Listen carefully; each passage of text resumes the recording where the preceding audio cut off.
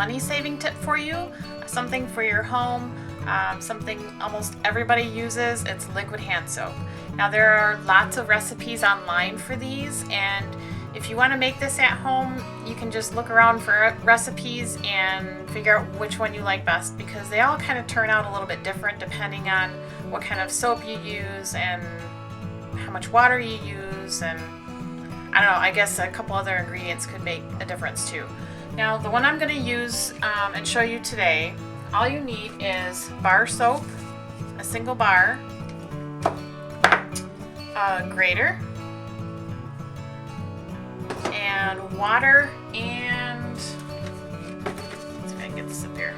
This is vegetable glycerin, and the only place I was able to find this was through a co-op.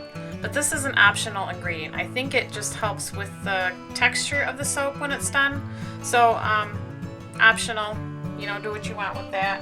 I've heard that you can get glycerin at pharmacies, but I've never been able to find it there, so I don't know, whatever.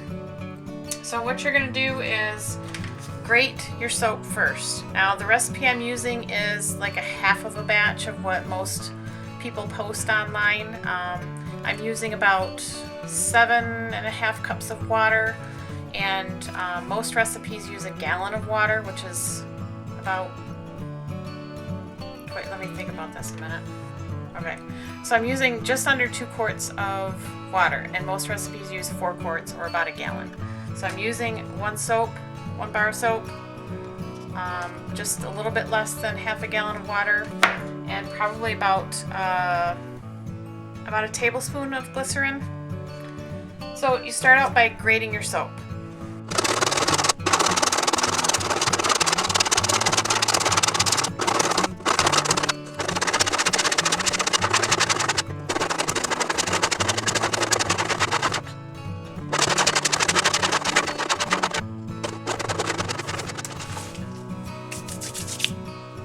Alright, so now I've got that done and my arms are really sore, but this is what it looks like when it's grated.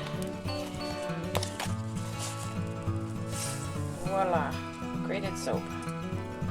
Okay, the next thing you want to do is put the grated soap into some boiling water and stir it until it's dissolved.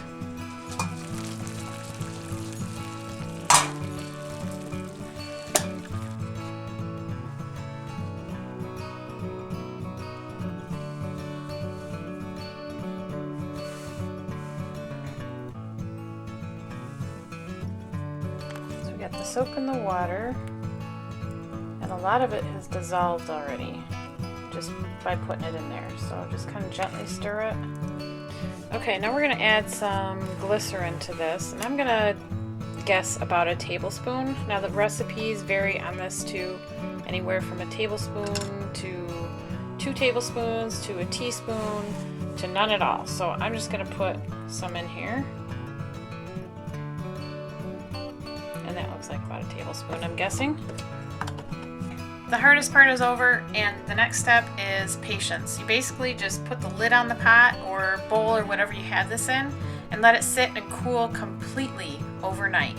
And that's very important. You don't want to do anything else with this until it's completely cool. Otherwise you'll have some weird things going on with separation and consistency stuff. It's just kind of weird. So trust me on this and just let it sit overnight, and I'm going to probably set this out in the garage where it's nice and cool, not freezing.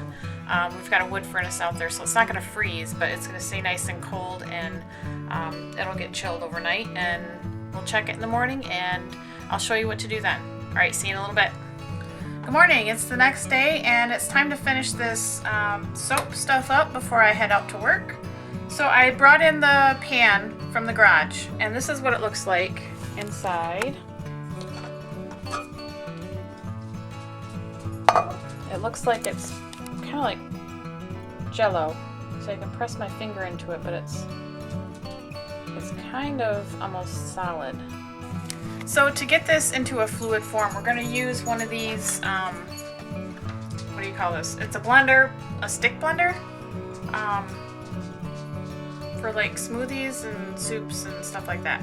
So we're going to blend it with this and see what consistency we have after that.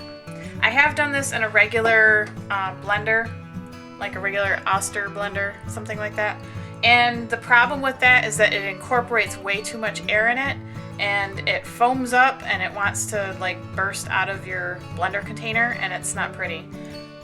The other problem with the blender is once it gets foamy like that and then you fill your containers, it'll settle and separate as those bubbles gradually pop. So I didn't really like the consistency of that. I liked it when it was foamy, but after the bubbles all popped and it kind of separated, it wasn't so good anymore. So we're gonna try it with this one and see what happens.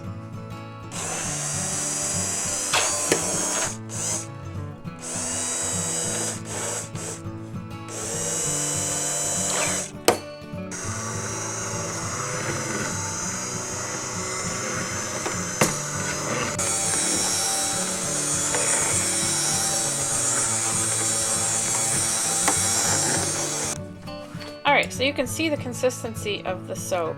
It's pretty thick, and I'm happy with how that blender works. It didn't put too much foam or air into it. As long as you keep it below the surface most of the time, it shouldn't put too much air in there. So what you need to do next is get a soap container like this that has the pump with it. This is just an empty from some soap that we had. And fill your containers and use the soap. If you're looking to get the same consistency as what you buy in the store, that clear gel liquid hand soap, you probably aren't going to get that. You'll have to settle for whatever texture you end up with your homemade stuff, which is fine. It still works good and will clean your hands. So, you know, it's just a texture thing. So experiment with this and try some different things out, different measurements of things, and just find something that works for you. I think it ends up being cheaper than most store-bought hand soaps anyway, so I think it's a win-win. Alright, so that's it for now. I gotta head to work and try this soap out and let me know what you think, and let me know if you find a good recipe that works for you too. Alright, see you guys later. Bye.